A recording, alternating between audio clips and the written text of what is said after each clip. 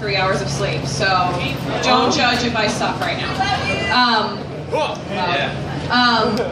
One thing that really struck me from this week, because we've been here since, most of us since Saturday, you know, working our asses off, honestly. Yeah, thank you. Up until the morning of the roll call vote, we literally did absolutely everything within our power to try and flip super delegates, to try and flip Hillary delegates. I mean, I don't know anybody who slept more than 3 hours a night. Oh my God. One of the really cool things, more than welcome. One of the really cool things that I think came out of this was, I believe it was Tuesday, we did the media Occupy thing. Yeah. I didn't know 90% of the people we did that with. And in fact, I sat next to him through that. I had never, I mean, I didn't know his name, I didn't know anything. I knew he was from my state, that's about it. And in that, we could see snipers on the roofs of the DNC watching us, which was fucking terrifying. You know, none of us have ever really done this before. We didn't know what we were getting into. We sat on the floor crying with tape over our mouths because every time we ever tried to say anything about how we really felt about issues, about how unhappy we were with Hillary Clinton, about how unhappy we were with the election fraud and every other piece of shit thing that has happened to us in the past 6 months, we were threatened with losing our credentials. I know one delegate who, she has some political job, I don't even remember right now.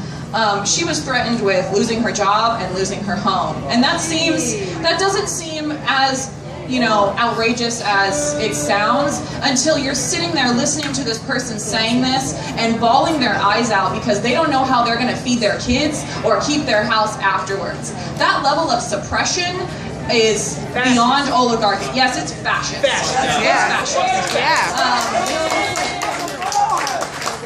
But the thing that I wanted to pull out of that for you is that, I mean, we were all at our lowest point, okay? No sleep, starving, dehydrated, stressed beyond all possible belief to levels that we've never experienced before, with people we didn't know, thinking that we were gonna get arrested, maybe even shot, and then they locked the doors on us and the cops told us that we weren't allowed to leave. It was, you know, pretty much the most panicked I think I've ever been in my life.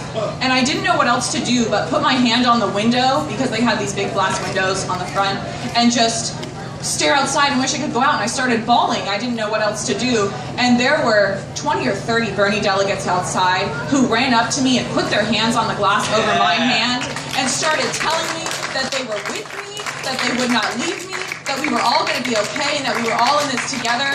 And I want you all to know that I have never experienced anything more beautiful in my life than that moment, and that it extends to all of you, because we thought about you, we talked about you the entire time. Okay? We knew you were out here, we knew you were fighting with us, we considered you equals in this.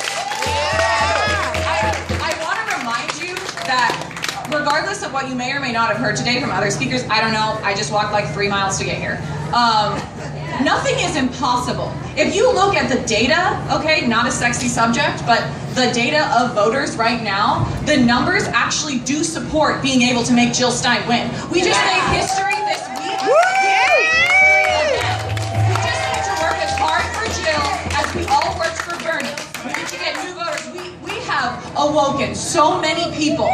We can continue to do that. We can continue to pull more people in. We can create a new party. We can join the Green Party. But the bottom line is we can still do this. It's not over. It won't be over unless you all let it be over. And considering you're here at, what is it, 12:30 right now? I don't think you're ready for it to be over either. All right?